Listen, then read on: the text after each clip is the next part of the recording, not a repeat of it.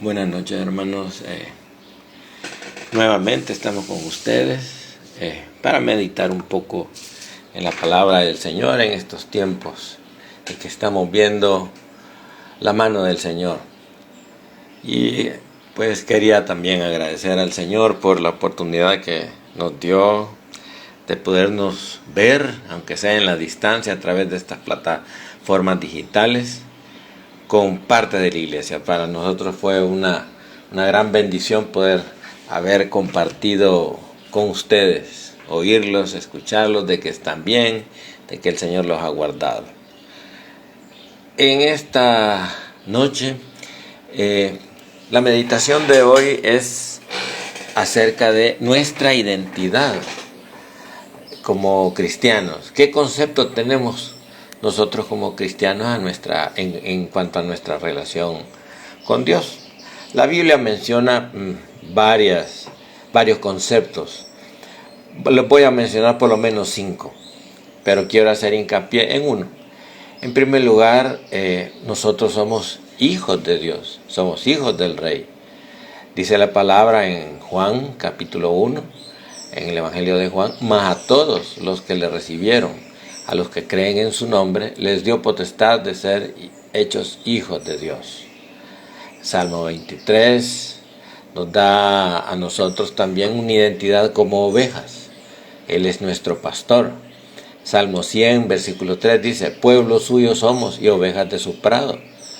El Señor Jesucristo dijo en el Evangelio de Juan 10, 27: mis ovejas oyen mi voz y yo las conozco y me siguen.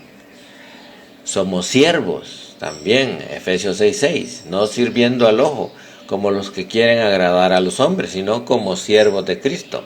Pablo se menciona como siervo en varias cartas que escribe. En Marcos 10, 44 el Señor menciona: y el que de vosotros quiera ser el primero, será siervo de todos. Romanos 6, 18, y libertados del pecado, viniste a ser siervos de la justicia. El siguiente es: somos santos. Efesios 1, 4, según nos escogió en Él antes de la fundación del mundo, para que fuésemos santos y sin mancha delante de Él. Efesios 2, 19, somos conciudadanos de los santos y miembros de la familia de Dios. Bien, podemos encontrar también muchos conceptos. En el que quiero hacer hincapié hoy es que somos soldados del ejército de Dios. ¿Y qué es un soldado? ¿Verdad? Un soldado es miembro de la milicia, del ejército. El ejército viene derivado de la palabra ejercicio, o sea que requiere disciplina para considerarse uno como soldados. Somos soldados de Cristo, somos su ejército élite en el mundo que es un soldado élite. Pongamos de ejemplo a un marín, un soldado allá en los Estados Unidos, un soldado élite. Bueno, este tipo de soldados, para ser miembro de este tipo de ejército, pasan por un entrenamiento exhaustivo y extremo. Para empezar, cuando se introducen en este tipo de entrenamiento, madrugan, se levantan temprano, corren 10 kilómetros antes de desayunar, tienen alimentación especial, hacen ejercicios, son entrenados en artes marciales, en estudios, en disciplinas, son expertos en explosivos, en computación, software, comunicaciones, en fin, es un soldado entrenado para estar en cualquier tipo de clima. Están entrenados para sobrevivir y en técnicas de guerra en la selva, en la montaña, en el Ártico, en el mar. Han sido entrenados para las situaciones más difíciles. ¿Pero por qué menciono todo esto? Porque somos soldados de Cristo y somos su ejército élite, su ejército especial.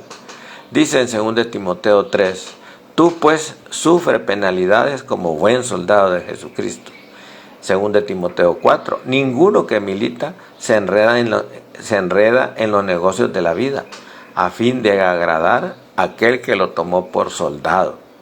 No quiere decir de que nosotros como cristianos no podemos tener ningún contacto en absoluto con antiguas amistades y nuestro entorno. Lo que está diciendo es que nunca se debe encontrar atrapado y enredado en ellos. Filipenses 2:25, mas tuve por necesario enviaros a Epafrodito, mi hermano y colaborador y compañero de milicia, o sea, de ejército. Según de Corintios 10:4, porque las armas de nuestra milicia no son carnales, sino poderosas en Dios para la destrucción de fortalezas. Nuestra lucha, les recordé la vez pasada en la reflexión, no es espiritual. Es contra principados, contra potestades, contra los gobernantes de las tinieblas de este siglo, contra huestes espirituales de maldad en las regiones celestes.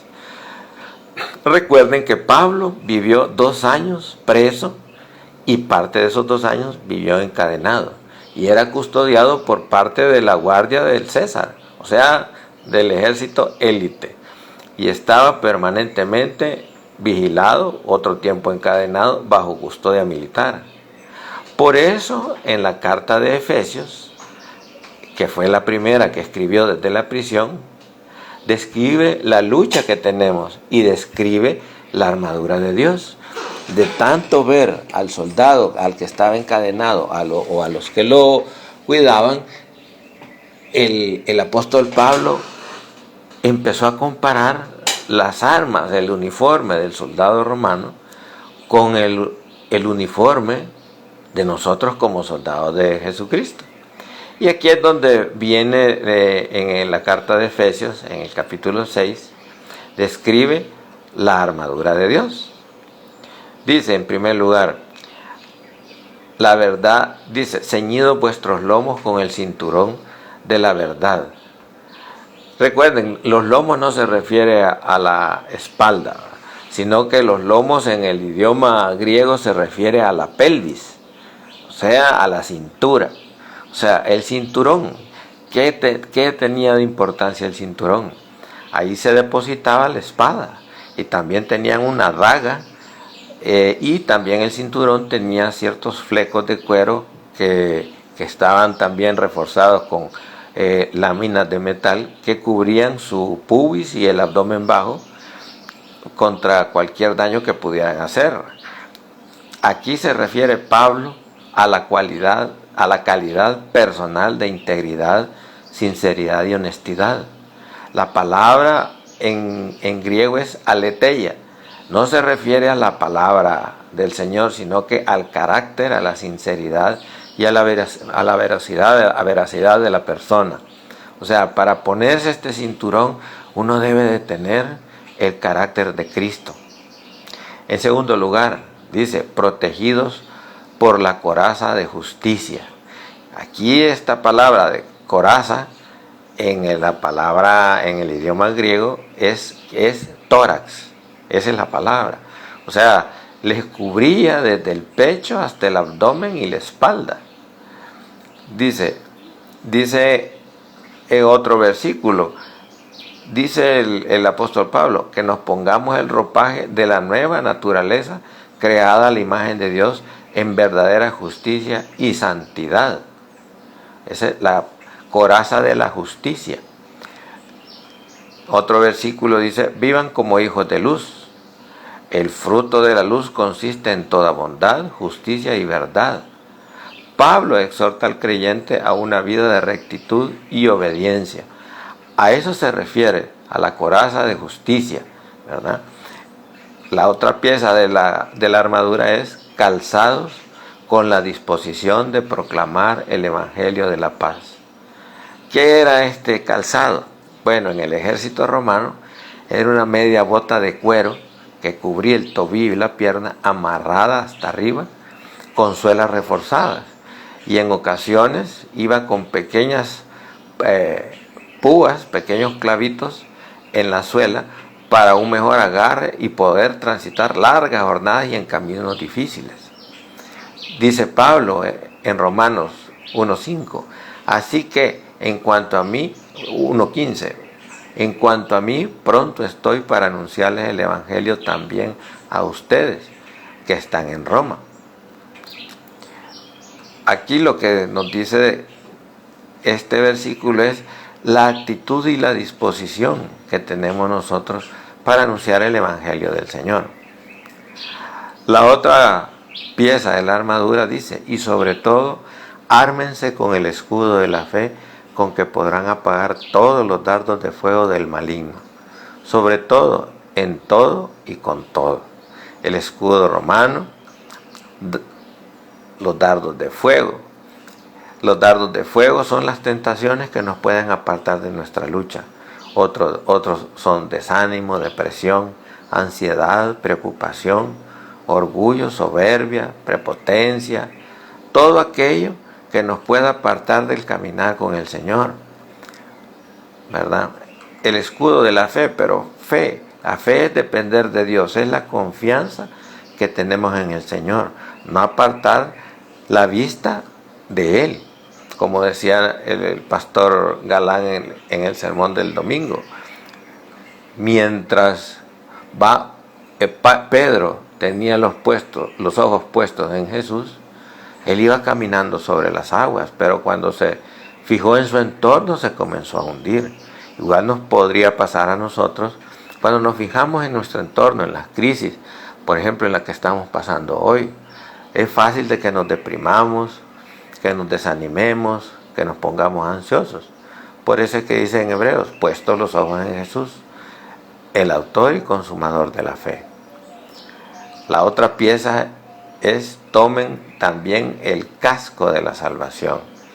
¿Qué es esto? Bueno, nos protege este casco de nuestros pensamientos.